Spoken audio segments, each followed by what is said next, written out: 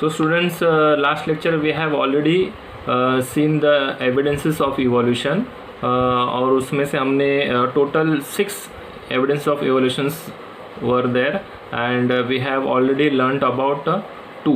So first one was morphological evidences and second was anatomical evidences, and now we are going to move to the rest of 4 evidence of evolution. The third one is the vestigial organ. So students, what is vestigial organ? ऐसा organ जो कि properly बना नहीं है, और अगर बना भी रहेगा तो वह पूरी तरह से डेवलप नहीं है, और अगर वह डेवलप नहीं होगा तो वो क्या होगा, यूजलेस होगा. That kind of organs is called as vestigial organ. So any degenerated और underdeveloped useless organs of organism are called as vestigial organ. Okay, so in living organisms, sudden development of new tissues or organs for living in changing environment is not possible. अगर अभी देखो environment change हो रहा है, so environment अगर change हो रहा है तो कोई भी living organism में कोई एक ऐसा टिश्यू या कोई ऐसा ऑर्गन जो है वह suddenly all of a sudden develop नहीं हो जाएगा. It is not possible. Okay, so next, instead existing organs undergo gradual changes. तो अगर कोई sudden development of new tissues या ऑर्गन्स होगा ही नहीं, तो उसके बजाय क्या होने वाला है, इंस्टेड ऑफ दैट जो ऑर्गन्स ऑलरेडी मौजूद है तो वह जो ऑर्गन हो ग्रेजुअली चेंज हो जाएंगे, उसमें कुछ चेंजेस धीरे धीरे करके आएगा और वह एनवायरनमेंट को अडेप्ट करने की कोशिश करेगा.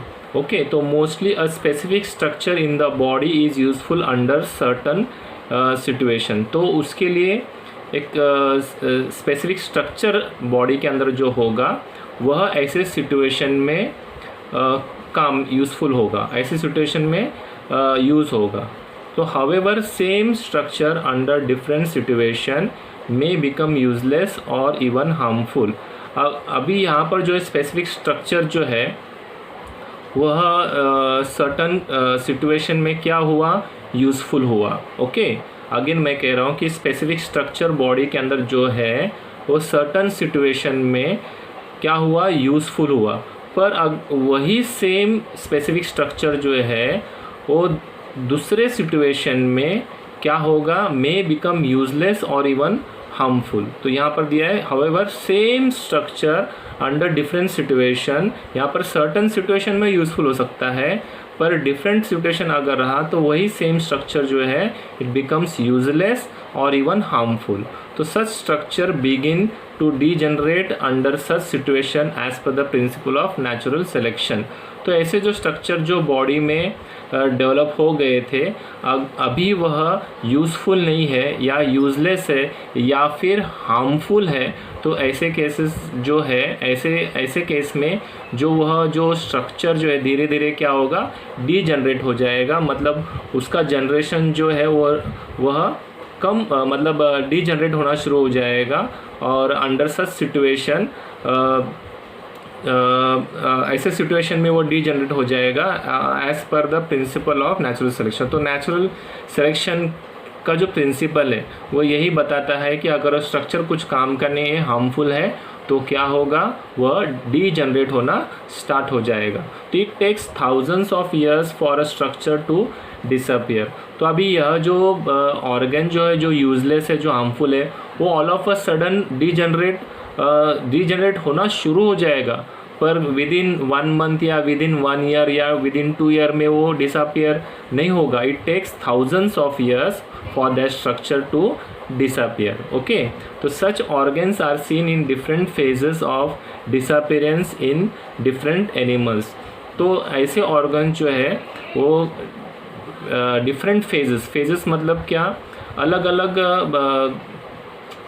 जो कंडीशंस होती है उसे हम डिफरेंट फेजेस कहेंगे. ऐसे ऑर्गन जो है अलग अलग कंडीशन में देखे जाएंगे और वह जो है धीरे धीरे डिसअपियर होगा. अलग अलग एनिमल्स के पर डिपेंड है वो. ओके, तो सच ऑर्गन्स दो non functional in certain organism, it may be functional in another organism. तो अभी एक लिविंग ऑर्गेनिज्म है, वह लिविंग ऑर्गेनिज्म में आप देख रहे हैं कि एक सर्टन ऑर्गन है जो फंक्शनल है, जो काम करता है। तो अभी आप देखेंगे कि दूसरे सर्टन ऑर्गन में भी वही ऑर्गन मौजूद है, लेकिन वह नॉन फंक्शनल है। लेकिन वह क्या है? नॉन फंक्शनल है इन सर्टन ऑर्गन। अगर मैं इसका एक एग्जांपल दे दूं तो सपोज़ कैट लीजिए, डॉग लीजिए। हाँ, तो कैट और डॉग के जो ईयर के जो पिना होते हैं, मतलब कान जो होता है, वो कान उनका हिलता है। वो they can move their ear pinna right left like that. But human being can they move the air pinna? No. तो वह क्यों ऐसे होता है? तो ear pinna is one kind of vestigial organ. तो जब कोई मक्खी जो है वो किसी पेट के कान पे जब बैठती है, कि कान के अंदर जाने की कोशिश करता है, तो पेट क्या करता है? अपने कान को हिलाता है और मक्खी को भगा देता है। बट क्या ह्यूमन बींग ऐसे कर पाएगा? नो। तो दैट सेम एग्जांपल जो मैं दिया, ये सेंटेंस का मीनिंग होता है कि सच ऑर्गन दो non functional in certain organism, मतलब हमारे ह्यूमन बींग में जो एयर पिना है is non functional, but it may be functional in other organism. For example dog, buffalo, ox, उनके जो कान है वो कान मूव करेंगे और उनमें जो भी कीड़ा या मक्खी जो जाने की कोशिश करती है, so they will get rid of that, मतलब कि वह भगाने की कोशिश करेंगे। That is it is not vestigial in other organism. तो एयर पिना ह्यूमन बींग में वेस्टिजियल है, लेकिन डॉग, काऊ, इसमें क्या है? वह यूज़फुल है। ओके, तो अभी यहाँ पर आपने देखा है appendix. This appendix is the extended part of the large intestine. जो मैंने आपको लास्ट लेक्चर के स्टार्टिंग में कहा था कि इट वाज प्रीवियसली जो आवर एंसेस्टर्स थे वो रूट्स खाते थे, लीव्स खाते थे, मतलब ट्रीज के लीव्स खाने की कोशिश करते, वो भी रॉ। तो ऐसे टाइम पे वो लीव्स में क्या होता था? सेल्यूलोस होता था। तो अपेंडिक्स जो है सेल्यूलोस को डाइजेशन करने का काम करता था। लेकिन अब जो है हम लोग कुक फूड खाते हैं, इसलिए अपेंडिक्स अभी कुछ काम का नहीं है।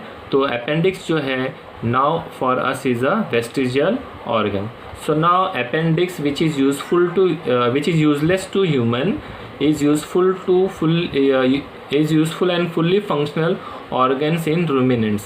Ruminants मतलब जैसे कि आप देखते हैं कि काव, ये सारे जो एनिमल्स है उनको हम रूमिनेंट्स कहते हैं, काव, बफेलो, ऑक्स, ये सब। तो similarly muscles of air pinna which are useless to human are useful in monkeys for movement of air pinna. तो मैंने अभी डॉग का एग्जांपल दिया था, यहाँ पर उन्होंने मंकी का एग्जांपल दिया है। मंकी में एयर पिना मूव होता है और वह सुनने में भी काम में आता है। और अगर कोई मक्खी जो है अगर आसपास मंडरा रही होगी या फिर कान में जाता होगा तो वह they can move and they can get rid of that insect. Okay, तो various vestigial organs like tail bone, coccyx, wisdom teeth and body hair are present in the body of the human being. तो और examples अगर vestigial organ के आप अगर दे दें तो tail bone है। तो यहाँ पर आप देख रहे हैं कि ये जो है ह्यूमन बींग का स्पाइनल कॉर्ड है। आप देख रहे हैं इस ह्यूमन बींग का स्पाइनल कॉर्ड है। इस स्पाइनल कॉर्ड में आप क्या देख रहे हैं कि यहाँ पर एंडिंग में 2-3 बोन जो है जॉइंट है। वो 2-3 बोन जो जॉइंट है that is the tail bone. क्योंकि जैसे जैसे इवोल्यूशन होता गया हम लोग एप से ह्यूमन बींग बन गए, वी आर होमो सेपियन, ये आपको पता है। तो टेल बोन जो है वह टेल तो चला गया, लेकिन कुछ उसके 3 छोटे छोटे बोन्स जो हमारे बॉडी में रह गए और उसे हम टेल बोन ही कहेंगे, लेकिन हम उसको मूव नहीं कर सकते। वह है लेकिन उसका कुछ काम नहीं है। लेकिन मंकी में आपको तो पता है कि टेल बोन जो है वो टेल का इस्तेमाल करता है। It is useful in monkey, but in human being the last 3 bones are attached to each other, that is called as coccyx, and that is tailbone, which is useless. Okay, and one more example is the air pinna. मैंने आपको कहा था air पिना को हम लोग move नहीं कर सकते, हालांकि इन सर्टन केसेस आप देखते होंगे टीवी पे कि कोई एयर पिना को मूव कर सकता है, that is the extra ordinary kind of talent develop किया गया हो। और यहाँ पर जो है मिडिल डायग्राम में आप देख रहे हैं कि we are talking about wisdom teeth. Wisdom teeth अगर नहीं भी होता तो भी हम खाना खा सकते थे, क्योंकि ऑलरेडी बाकी विजडम टीथ 4 होते हैं, यहाँ पर एक, यहाँ पर एक, और यहाँ पर एक, और यहाँ पर एक, तो टोटल 4 मतलब 28 टीथ जो है वह ह्यूमन बींग में ऑलरेडी मौजूद होते हैं। लेकिन अगर वो 4 टीथ अगर ना भी हो तो भी हम खाना खा सकते हैं अच्छी तरह से। Okay, so now we are going to move to the next picture. यहाँ पर पिक्चर दिया गया है तो आप देख सकते हैं ऑलरेडी कि यह पिक्चर क्या बताता है। तो एक्चुअली यहाँ पर जो है इन ज़मीन में गड़े हुए ये ऑलरेडी पहले के एनिमल्स है जो बहुत हज़ारों साल, लैक्स ऑफ ईयर्स या फिर I can say crores of years पहले जो है gate deep buried under the earth के अंदर ये दफन हुए हैं। और यहाँ पर भी एक किसी एनिमल का हम स्केलेटन देख सकते हैं। यहाँ पर तो मेरे ख्याल से पूरा डायनासोर ही दिखाई दे रहा है, और यहाँ पर जो है कोई फ़िश है।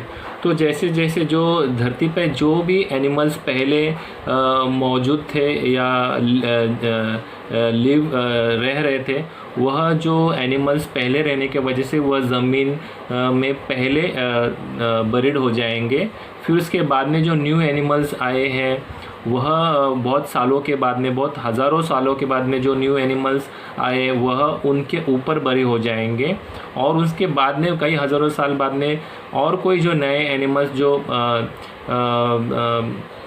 उनका जो इवॉल्व हो गया, जन्म हुआ है, वह उनके ऊपर बरी हो जाएगा। तो जैसे जैसे हम ऊपर धरती को जब हम खोदेंगे तो जैसे ऊपर की तरफ जो भी एनिमल्स मिलेंगे वो रिसेंट एनिमल्स होंगे, कुछ हज़ारों साल पहले वाले एनिमल्स होंगे। उसके नीचे कुछ लाखों साल पहले वाले एनिमल्स के बोन्स हमें मिलेंगे, और वो और खोदेंगे तो उसके नीचे जो है और उसके पहले मतलब लैक्स ऑफ ईयर्स जो पहले जो एनिमल्स हुआ करते थे, एग्जिस्ट हुआ करते थे पर अभी एग्जिस्ट नहीं करते हैं, उनके स्केलेटन्स आपको दिखाई देंगे। So now the fourth evidence which we are going to see is the paleontological evidence. Okay, so this paleontological evidence के बारे में यहाँ पर क्या लिखा है।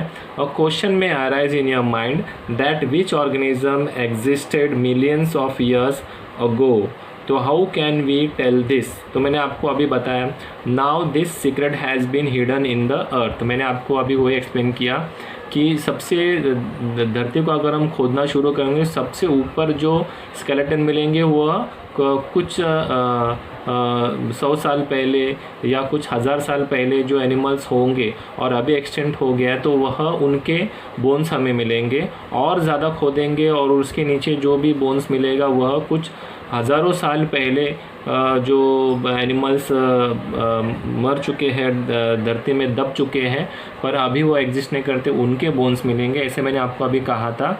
तो वह उसका जो राज है वह धरती में छुपा है। तो large number of organism get buried due to disasters like flood, earthquake, volcano etcetera. तो ये सारे धरती में दब कैसे गए या फिर मर गए तो दब कैसे गए, क्योंकि उस वक्त शायद फ्लड आया होगा या अर्थक्वेक हुआ होगा या फिर वोल्केनो इरप्ट हुआ रहेगा एक्सेट्रा। तो remnants and impressions of such organisms remain preserved underground. Remnants मतलब कि जो भी उनके बॉडी के पार्ट्स जो बचे हैं, मतलब बहुत साल होने के बावजूद वह पूरी तरह से गायब नहीं हुआ है, वह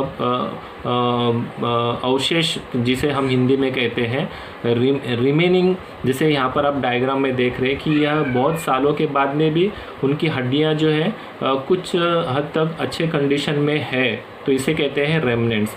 एंड इम्प्रेशन, अगर समझो कि यहाँ पर एक एनिमल बरीड हुआ है और निकालने के बाद में उसका एक आपको शेप दिखाई देगा, तो शेप से आपको पता चलेगा कि कोई एनिमल का शेप है और पर उसका हड्डी नहीं होगा या फिर उसके कोई बॉडी के रेमनेंट्स मौजूद नहीं होंगे, लेकिन उसका इम्प्रेशन ज़रूर मिलेगा। For example impression means I can give the example like our footprint. जैसे आप कीचड़ में अपना पैर रखते हो और आप चले जाते हो तो एनीबडी कैन से दैट कि यहाँ पर एक पैर का निशान आया है, मतलब यहाँ पर कोई तो कीचड़ में पैर रख के चला गया है, तो उसे कहते हैं हम इम्प्रेशन। ओके, तो of such organisms remain preserved underground. तो रेमनेंट्स और इम्प्रेशन जो है वो धरती के अंदर जो है वो बहुत सालों तक, लैक्स ऑफ ईयर्स तक क्या होता है, वो प्रिजर्व्ड होता है। प्रिजर्व्ड मतलब क्या, एज इट इज़ रहता है। These are called as fossils. तो ये जो हड्डियाँ बची है या फिर प्लांट्स के जो भी वुडन पार्ट्स बचे हुए हैं, तो all that things are called as fossils. तो study of fossils is an important aspect of study of evolution. तो हम फॉसिल्स के स्टडी को भी एक इम्पॉर्टेंट एक्सपेक्ट करके मानेंगे, एक इम्पॉर्टेंट कंडीशन करके मानेंगे, ताकि हम इवोल्यूशन के स्टडी में हम उसका उपयोग ला सकें। Okay students, so now moving on to next page, next para. तो carbon consumption of animals and plants stop after death, and since then only the decaying process of carbon 14 occurs continuously।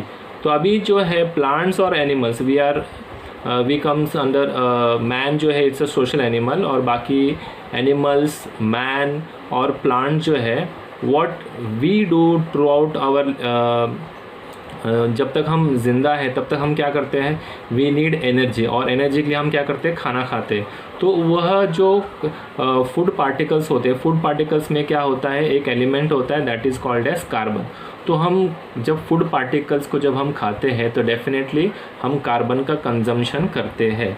और जब कोई animal अगर suppose उसका sudden death हो गया या फिर किसी कारणवश वह मर गया, तो वह जो कार्बन जो बॉडी के अंदर जो होता है वह डीके होना शुरू करता है। क्या करना मतलब ख़राब होना शुरू हो जाता है। जैसे कोई चीज़ आप केला जो है या फिर आम जो है या फिर आप सेब जो है, अगर आप उसको कई हफ्तों तक रखोगे तो आपको क्या नज़र आएगा, या पटाटो, घर में कभी कभी पटाटो पड़ा रहता है, वो बहुत दिनों के बाद में क्या हो जाता है, वह ख़राब होना शुरू हो जाता है, कि वैसे ही रह जाता है, ख़राब होना शुरू हो जाता है। वैसे हर चीज़ जो है वह ख़राब होना शुरू होती है। वो ख़राब होने के प्रोसेस को हम क्या कहेंगे, डिकेइंग प्रोसेस कहेंगे। तो अभी हमारे बॉडी में हमारे बॉडी में खाना खाने की वजह से क्या हुआ था, कार्बन हमारे बॉडी में चला गया था। और कार्बन जो है हमारे नाखूनों में है, हमारे हड्डी में है, हमारे ब्लड वेसल्स में है, हमारे हेयर में है, हर हर बॉडी ऑर्गन में कार्बन मौजूद होगा। तो वह जो कार्बन जो ऑलरेडी मौजूद है वह जो है सडन डेथ होने के वजह से या फिर मतलब कोई एनिमल किसी कारणवश मरने के वजह से क्या होता है, वह कार्बन जो है वो डिके होना, उसका डिकेइंग प्रोसेस जो है वो स्टार्ट होता है। और कौन सा कार्बन का डिकेइंग प्रोसेस स्टार्ट होता है, C14। कौन सा, C14 ऑकर्स कंटिन्यूसली। तो धीरे कंटिन्यूसली वह क्या होता है, C14 जो है डिके होना शुरू हो जाता है। In case of dead bodies of plants and animals, again अभी हम लोग डेड बॉडीज़ के बारे में बात करेंगे अभी, प्लांट्स और एनिमल्स के। Instead of remaining constant, the ratio between C14 and C12 changes continuously as C12 is non-radioactive। अब ये C12 हमारे बॉडी में दो तरह के कार्बन होते हैं, एक C14 और एक C12। तो जब हम ज़िंदा रहते हैं तो C12 और C14 मतलब कार्बन 14 और कार्बन 12 का जो रेशियो जो है वो मेंटेन होता है। लेकिन जैसे ही dead bodies of plants and animals, जैसे ही प्लांट्स एंड एनिमल्स मर जाते हैं तो क्या होता है, यह जो रेशियो जो है C14 और C12 का जो रेशियो जो है वो कंटिन्यूसली क्या होता है, चेंज हो जाता है। क्योंकि C12 जो है वो नॉन रेडियोएक्टिव है, C12 जो है वो नॉन रेडियोएक्टिव है। तो C12 नॉन रेडियोएक्टिव इसलिए क्या हो जाता है, C14 जो है वो डीके होना शुरू हो जाता है। अभी यह चीज़ तो कांस्टेंट है और यह चीज़ जो है डीके होना शुरू हो गया, तो डेफिनेटली इसका रेशियो निकालेंगे तो आप देखेंगे कि वह चेंज होता रहता है। तो the time passed since the death of the plant or animal can be calculated by measuring the radioactivity of C14 and ratio of C14 to C12 present in their body। तो this is called carbon dating method। अब ये जो carbon dating method जो यहाँ पर ये paragraph जो है यहाँ से लेकर यहाँ तक, जिसे हम कार्बन डेटिंग मेथड करते हैं, तो ये कार्बन डेटिंग मेथड जो है हम लोग फॉरेंसिक लैब में उसका इस्तेमाल होता है। जैसे कि किसी इंसान का अगर समझो मर्डर हो गया है, तो उसकी डेड बॉडी पता नहीं, इसकी डेड बॉडी मिल गई और उसकी डेड बॉडी बहुत ही ख़राब है, तो साइंटिस्ट लोग जो फॉरेंसिक लैब में जो काम करते हैं वह क्या करते हैं, वो यही चेक करते हैं, वो डेड बॉडी में से C14 और C12 का रेशियो चेक करते हैं। तो C12 जो है वो नॉन रिडक्टिव होने की वजह से वो कांस्टेंट रहता है, लेकिन C14 जो है कंटिन्यूसली क्या होते रहता है, डीके होते रहता है, ख़राब होते रहता है, और ये दोनों के प्रोसेस रेशियो जो है वो चेंज हो जाते हैं। और वह रेशियो चेंज होने की वजह से उनको ये पता चलता है कि वह जो डेड बॉडी जो है वो 2 दिन पहले किसी ने उसको मारा था, या फिर 2 साल पहले मारा था, या फिर 10 साल पहले उसे मारा गया था। यह मेथड जो है उस मेथड को हम कहेंगे carbon dating method. Okay students, so it is used in palaeontology and anthropology for determining the age of human fossils and manuscripts. तो अभी इसका जो कार्बन डेटिंग मेथड का जो यूज़ है वो पैलेंटियोलॉजी एंड एंथ्रोपोलॉजी में इस्तेमाल होता है। किस लिए? To determine the age of human fossils and manuscripts. अभी आपने देखा ज़मीन के अंदर इतने सारे जो एनिमल्स, डेड एनिमल जो है वो बरीड है, देख रहे हैं आप यहाँ पर। अभी आप देख रहे हैं कि बहुत सारे एनिमल्स यहाँ पर बरीड है। तो ये एनिमल्स हो या फिर ये एनिमल्स हो, आप एनिमल्स को आप लेंगे, C14 और C12 उसका कैलकुलेट करेंगे, और फिर आप ये पता कर सकते हैं कि यह जो इनवर्टिब्रेट्स है या फिर यह जो एम्फीबिया है, यह कितने साल पहले, कितने हज़ार साल पहले वह बरीड हुए रहेंगे या डेड हुए रहेंगे, या आपको पता चल सकता है by the method called carbon dating. Okay students, so now और हम किसी का एज भी पता कर सकते हैं। मैंने सुना है कि कलकत्ता में बहुत सालों से एक बनियान ट्री है, बहुत साल हो गया है। तो अगर आपको पता करना है तो उसका कार्बन वह निकाल सकते हैं, और निकाल के हम चेक करेंगे तो we can tell the age of that tree, कि वह 100 साल पुराना झाड़ है, अभी भी अच्छा खासा खिल रहा है, फल रहा है, फूल रहा है।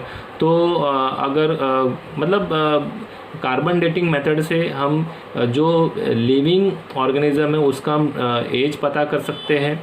और अगर नॉन लिविंग मतलब कि जैसे वो लिविंग थिंग अगर डेथ हो गया रहेगा तो वह गुज़र के या उसकी हत्या हो के कितना दिन, कितने दिन, कितने महीने या कितने साल हुए रहेंगे, हम वह भी पता कर सकते हैं by method called carbon dating method. Okay, तो यहाँ पर डायग्राम में आपको अच्छी तरह से दिया गया है। तो यह जो डायग्राम है स्टूडेंट्स, आपको एग्ज़ाम में पूछ सकते हैं। फॉर एग्ज़ाम्पल यहाँ पर वो लोग दे देंगे, ये डायग्राम आपको दे देंगे, यहाँ पर लिखें, यहाँ पर ऑलरेडी लिखा होगा एव्स, बर्ड्स, मैमल्स करके, ये मतलब रैबिट और ये बर्ड्स लिखा गया। रेप्टाइल्स में स्नेक आया, डायनासोर आया। रेप्टाइल्स एम्फीबिया में, यहाँ रेप्टाइल्स एम्फीबिया फिशेस में ये सारे इनवर्टिब्रेट्स है। तो यहाँ पर इसमें फ्रॉग, और फिर बाद में ये क्रोकोडाइल, ये फिश, और फिर स्नेल, स्टार फिश, ये सब आ गया। तो जिसमें आपको यहाँ पर ये शायद क्वेश्चन पूछ सकता है, इसको एरो करके, कि कौन सा एरा है। तो यहाँ पर आपको लिखना है पैलियोजोइक एरा। क्या? Palaeozoic era. और फिर यह जो डायनासोर और जो स्नेक जो है उसका कौन सा एरा है? Mesozoic era. ओके, और रैबिट और ये जो बर्ड है वो कौन से एरा में आता है? Cenozoic era. ओके, सो यह डायग्राम इम्पोर्टेंट है। आपको ब्लैंक्स देंगे और आपको लिखना है, या फिर डायग्राम देंगे, आपको उसको डिस्क्राइब करना है। ओके, सो नाउ यह बॉक्स में क्या दिया? Introduction to scientist. Carbon dating method is based upon the radioactive decay of the naturally occurring C14 and it's develop by the Willard Libby. तो अभी मैंने आपको कहा कि जो C14 जो कार्बन है, यह धीरे धीरे क्या होता है, वो डीके होता है। क्या होता है? डीके होता है। और यह किसने पता किया? कौन से साइंटिस्ट ने पता किया? किसने, कौन से साइंटिस्ट ने डेवलप किया, जानकारी दी, दैट इज़ विलर्ड लेबी। तो he has been awarded with a Nobel prize 1960 में उनको नोबल प्राइज़ यह बात के लिए दिया गया फॉर दिस इन्वेंशन के लिए। The age of the materials determined by this method are published in the journal radiocarbon. तो एज ऑफ द मटेरियल्स जो है जिन उन्होंने जो बताया था, तो वह डिटरमाइन कैसे किया गया उन्होंने, मैंने आपको बताया कि थोड़ी देर पहले एज भी पता कर सकते हैं या फिर कितने साल पहले वह जो ऑर्गेनिज़म है गुज़र गया होगा वो भी पता कर सकते हैं। तो ये जो मेथड है वह पब्लिश किया गया था उस वक्त कौन से जर्नल में, रेडियो कार्बन करके नाम के जर्नल में वह पब्लिश किया गया था। ओके, तो he is the scientist, we can see in the diagram. Okay, ये साइंटिस्ट थे विलर्ड लेबी। हम देखेंगे कुछ डायग्राम्स यहाँ पर नीचे दिए गए और कनेक्टिंग लिंक्स के बारे में बताया गया है। यहाँ पर आप देख सकते हैं डकबिल प्लैटिपस और यहाँ पर जो है लंग फिश। ओके, तो नाम से आपको पता चल जाएगा कि ये फ़िश में लंग्स मौजूद होते हैं। ओके, और यहाँ पर जो है third one is the peripatus. What is this? It is the peripatus. तो some animals with special characteristics. यहाँ पर अभी this another second last evidence of evolution में आता है fifth one, that is connecting links. तो कनेक्टिंग लिंक्स में आप देखेंगे दो डिफरेंट ग्रुप्स जो है वह एक ही एनिमल में आपको मिलेगा। ओके, तो दो डिफरेंट अलग अलग जो टाइप के जो एनिमल्स है, जैसे हम लोग कहते हैं ऑर्थ्रोपोडा, मोलस्का, ऐसे हमने 9th स्टैंडर्ड में पढ़ा था। तो दोनों एनेलिडा, तो ऐसे 2-3 जो फाइलम है तो वह जो है दोनों भी एक ही एनिमल में पाए जाएंगे। तो that is what it is called as connecting link. Okay, so now we are going to see the paragraph of that connecting links. So some plants and animals show some morphological characters by which they can be related to two different groups, hence they are called as connecting links. तो मैंने जैसे evidence of evolution में first हमारा जो evidence था morphological evidence. तो students, morphological evidence मतलब क्या? मतलब उसके अपीयरेंस। मॉर्फोलॉजिकल मतलब अपीयरेंस, मतलब वो एनिमल फिजिकली कैसे दिखता है, उसमें सिमिलैरिटीज़ क्या है, उनमें डिसिमिलैरिटीज़ क्या है, तो that is called as morphological characters. Okay, तो आप अभी हमने वो पैराग्राफ में तो मॉर्फोलॉजिकल एविडेंस के बारे में पढ़ लिया, पर कुछ देर के बाद में अभी यहाँ पर मॉर्फोलॉजिकल कैरेक्टर आया तो हमें ऐसा नहीं लगना चाहिए कि क्या था वो मॉर्फोलॉजिकल कैरेक्टर्स। तो मॉर्फोलॉजिकल कैरेक्टर मतलब अपीयरेंस के बारे में बात करेंगे, जो दिखता है हमें, फिजिकल कैरेक्टरिस्टिक जो है, जैसे structure of the mouth, position of the eyes, जैसे उसके शरीर पर बाल, हेयर है या नहीं है, तो थिकली है या नहीं है, तो वह सारे जो कैरेक्टरिस्टिक्स जो होते हैं उसे हम क्या कहते हैं? मॉर्फोलॉजिकल कैरेक्टर्स कहते हैं। और by which they can related to two different groups. तो अभी मैंने आपको कहा कि 2 डिफरेंट ग्रुप से रिलेटेड रहेंगे वो मॉर्फोलॉजिकल कैरेक्टर्स जो है, उससे आपको पता चलेगा कि 2 डिफरेंट ग्रुप के जो एनिमल्स जो है वो दोनों एक ही एनिमल में पाए गए हैं। ओके, तो 2 अलग अलग मॉर्फोलॉजिकल कैरेक्टर्स के जो एनिमल्स जो है उनका कॉम्बिनेशन होगा एक एनिमल में, और इसीलिए हम कहेंगे कि there is a connecting link. तो 2 एनिमल के बीच में, 2 एनिमल से एक एनिमल बना हुआ है और उनमें क्या कनेक्शन है, वो दोनों के मॉर्फोलॉजिकल कैरेक्टर्स। तो एग्जाम्पल इन पेरीपैटस, पेरीपैटस का डायग्राम मैंने आपको बताया था। यह पेरीपैटस है जिसको आप देख रहे हैं कि यहाँ पर बहुत सारे उसको पैर्स है। ओके, वो डेफिनेटली वह रेंगता हुआ ज़मीन पर रेंगेगा, तो दिस इज़ पेरीपैटस। ओके, तो इन पेरीपैटस कैरेक्टर्स लाइक सेगमेंटेड बॉडी, तो उसकी जो बॉडी जो है ना स्टूडेंट्स वो सेगमेंटेड है, थिन क्यूटिकल है, and parapodia like organs are present. तो यहाँ पर सेगमेंटेड मतलब आपने मतलब अब यहाँ पर मैं आपको डायग्राम बना के बताता हूँ कि सेगमेंटेड मतलब क्या।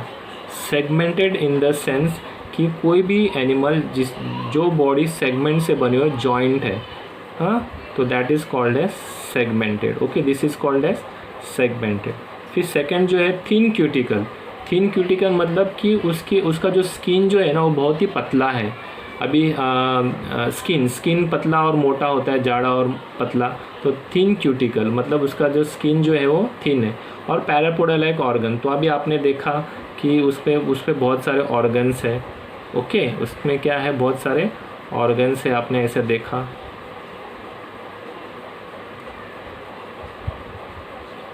ठीक है, तो यहाँ ये जो है इसको हम क्या कहेंगे, पैरापोडिया लाइक ऑर्गन्स, ये प्रेजेंट होते हैं। ओके, तो similarly these animals show tracheal respiration and open circulatory system similar to arthropods. अभी देखो वही पेरिपेटस एनिमल में, ये पेरिपेटस एनिमल में आपको और एक चीज़ नज़र आएगी। क्या नज़र आएगी कि उसमें ट्रैकियल रेस्पिरेशन होगा, उसमें ट्रैकिया होगा। उसमें क्या होगा, जो गला है, नेक का जो पोर्शन होता है उसे हम tracheal position respiration tracheal respiration कहेंगे। और उसमें जो सर्कुलेटरी सिस्टम जो है वह भी मौजूद है। जैसे कि हमारे ह्यूमन बॉडी में ब्लड सर्कुलेट होता है, उसी तरह से उनमें भी ओपन सर्कुलेटरी सिस्टम होता है। और वह जो है वह ओपन सर्कुलेटरी सिस्टम और ट्रैकियल रेस्पिरेशन कौन से ग्रुप में पाया जाता है, आर्थ्रोपोड्स में पाया जाता है। तो आप देख रहे हैं कि पैरीपेटस यह जो लिविंग ऑर्गेनिज्म है, यह कनेक्टिंग लिंक है बिटवीन एनेलिडा एंड आर्थ्रोपोडा। अभी आपको पता है कि ये अर्थवर्म की बॉडी सेगमेंटेड होती है, तो वो कौन से ग्रुप में आया, एनेलिडा में आया। कौन से ग्रुप में आया, एनेलिडा में आया। और यह जो मैंने आपको जो बताया था आर्थ्रोपोड्स एक अलग ग्रुप है। तो आप देख रहे फाइलम कौन सा, एनेलिडा, और एक फाइलम जो है आर्थ्रोपोड्स। क्या, आर्थ्रोपोड्स। तो यह दोनों के कैरेक्टरिस्टिक्स जो है वह एक ही ऑर्गेनिज्म में पाया गया है, that is example is peripatus. Okay, समझ में आया स्टूडेंट्स। तो ये एनेलिडा एक अलग एनिमल है, आर्थ्रोपोड्स एक अलग एनिमल है। आर्थ्रोपोड्स में कॉकरोच आएगा, आर्थ्रोपोड्स में एग्जाम्पल क्या आएगा, कॉकरोच। ओके, कॉकरोच आएगा। आर्थ्रोपोड में क्या आएगा, कॉकरोच आएगा। पर कॉकरोच और अर्थवर्म दोनों के कैरेक्टरिस्टिक ये पैरीपेटस में पाया गया है। Earthworm belongs to the group Annelida, cockroach belongs to the group arthropods. और ये दोनों के कैरेक्टरिस्टिक एक एनिमल में पाए गए हैं, ऑर्गेनिज्म में, that is peripatus. So we can see there is a connecting link, ये दोनों कनेक्ट हो चुके हैं और एक न्यू ऑर्गेनिज्म डेवलप हो चुका है। Okay, so now moving on to next. Similarly duck billed platypus lays eggs like reptiles but show relationship with mammals due to presence of mammary glands and hair। तो अभी यहाँ पर देखेंगे पहले diagram, duck billed platypus. तो this is duck billed platypus. Okay, तो यह जो एनिमल है, यह एनिमल में हम क्या देख पा रहे हैं कि यह जो एनिमल है इट लेज एग्स ले करता है, जैसे टोर्टोइज एग्स ले करता है, उसी तरह से रेप्टाइल्स एग ले करते हैं। और फिर बाद में वो यह जो डक बाइल्ड प्लैटीपस है ये एक मैमल भी है। तो मैमल के पास स्पेशली मेमरी ग्लैंड्स होते हैं अपने बच्चों को दूध पिलाने के लिए, तो that is called as mammary glands. और आप देख रहे कि उनके बॉडी पे हेयर भी है। क्या है, उनके बॉडी पे हेयर भी है। तो यह जो एनिमल है यह कौन से दो ग्रुप को बिलोंग करता है, एक तो रेप्टाइल्स और दूसरा जो है मैमल्स। ओके, तो डक बाइल्ड प्लैटीपस ये कौन से दो ग्रुप को बिलोंग करता है, एक तो रेप्टाइल और दूसरा जो है वह मैमल्स। अच्छा, ये पैरीपेटस जो है ये कौन से दो ग्रुप को बिलोंग करता है, एक तो एनेलिडा और दूसरा जो है आर्थ्रोपोडा। ओके, अभी हम थर्ड जो देखने वाले हैं, यहाँ पर दिया गया है लंग फिश। तो lung fish, definitely lung fish के अंदर लंग्स है। ओके, जैसे ह्यूमन बींग में लंग्स होते हैं वैसे लंग फिश के अंदर यहाँ पर लंग्स होंगे। तो लंग होंगे तो वह लंग्स रेस्पिरेशन के लिए यूज़ करता होगा। ओके, तो बट वह तो फिश है, तो फिश होने के बावजूद वह लंग से रेस्पायर करता है ना। तो लंग फिश, ये जो लंग फिश है ये perform respiration with lungs irrespective of being fish. Fish होने के बावजूद वो लंग्स से सांस लेता है। तो this example indicates that mammals are evolve from reptile and amphibian from fishes. तो मैमल्स जो है वह किससे इवॉल्व हुए रहेंगे? Reptiles and amphibians. तो मैमल्स जो है वो किससे इवॉल्व होंगे? Reptiles and amphibians from fishes.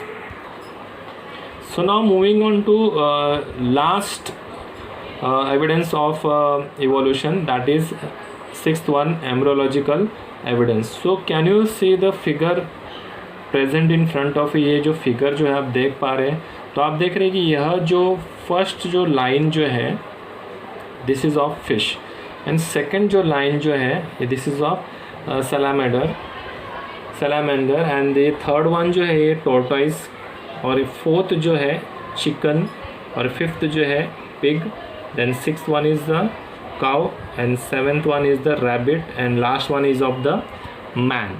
Okay, ये एम्ब्रियो है। एम्ब्रियो मतलब क्या? जैसे ही मेल गैमेट और फीमेल गैमेट जब किसी फीमेल ओवरी में जब मीट हो जाते हैं, फ्यूज़ हो जाते हैं, it starts giving birth to a new individual.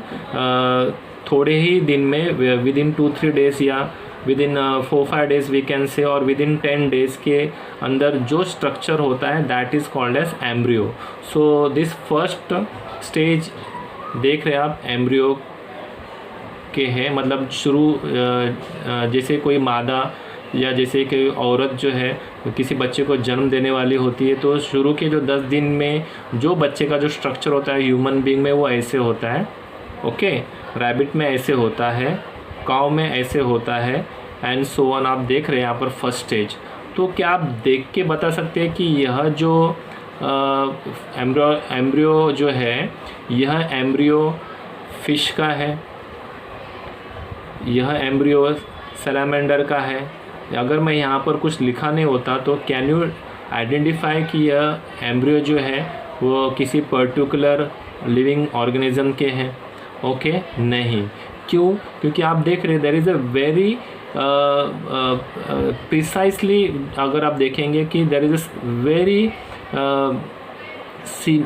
they are all similar to each other, they are all similar to, मतलब at the very initial stage, birth के वेरी इनिशियल स्टेज में आप देख रहे हैं कि यह सारे जो एम्ब्रियो जो है वह एक जैसे ही दिखाई देते हैं।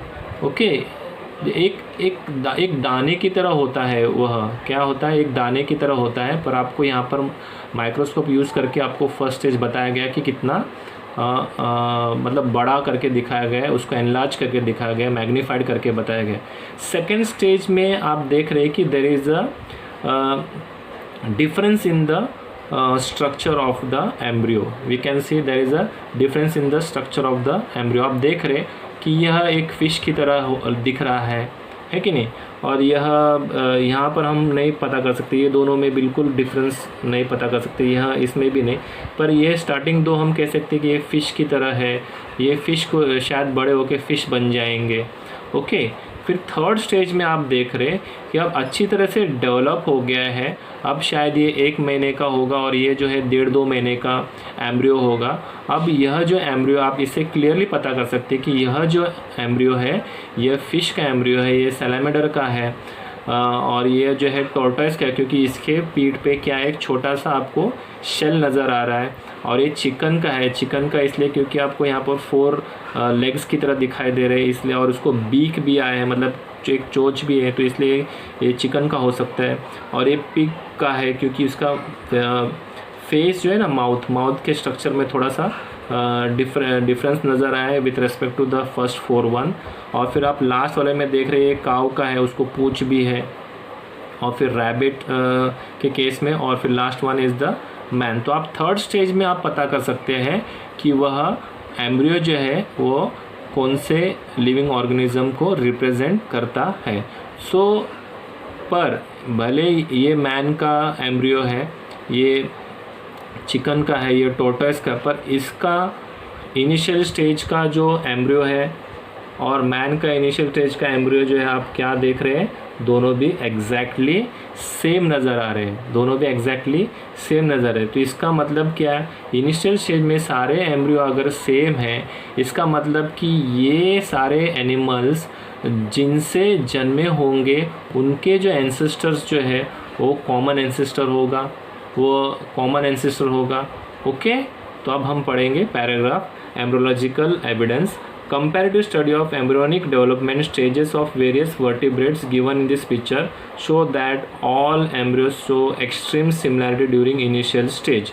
तो इनिशियल स्टेज में आप क्या देख रहे हैं, सिमिलैरिटीज़ आपको दिखा दे, एक्सट्रीम मतलब ज़्यादा से ज़्यादा आपको सिमिलैरिटी इसमें दिखाई दे रहा है। और यह जो हम पढ़ रहे हैं, this diagram is of the vertebrates मतलब जिन ऐसे एनिमल्स जिनमें रीढ़ की हड्डी होती है उससे हम क्या कहते हैं, वर्टिब्रेट्स कहते हैं।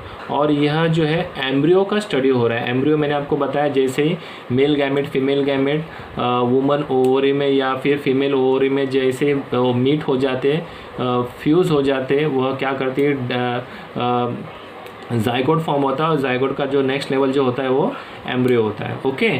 सो now there is a similarity at the initial stage, okay। Similarities in the initial stage indicate the common origin of all these animals। तो यह एनिमल्स को देख के हम नहीं कह सकते कि हमारे एंसेस्टर्स सेम है। मैन, रैबिट, काव, पिग, चिकन टोर्टोइस, सैलामेंडर और फिश, यह सारे third stage of embryonic development को देख के बिल्कुल नहीं बता सकते कि हमारे कॉमन एंसेस्टर सेम होंगे, लेकिन first initial stage of embryonic development को देख के ज़रूर कह सकते हैं कि ये जहाँ से भी डेवलप हो रहेंगे वो जो एंसेस्टर है वो सबके क्या है, वो कॉमन एंसेस्टर है, okay students, okay. So I think so I have completed the four evidence of evolution। So again मैं एक बार उम्मीद करता हूँ कि आपको अच्छे तरह से समझ में आया होगा। I am giving my best, और please do subscribe my channel.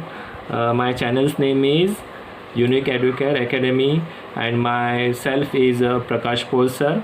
If you have any queries, कुछ डाउट्स है तो डेफिनेटली आप कमेंट सेक्शन में आप लिख सकते हैं। I will get into it and try to give the answer. और नेक्स्ट लेक्चर में आप और हम फिर मिलेंगे, ओके। टिल देन, चल बाय।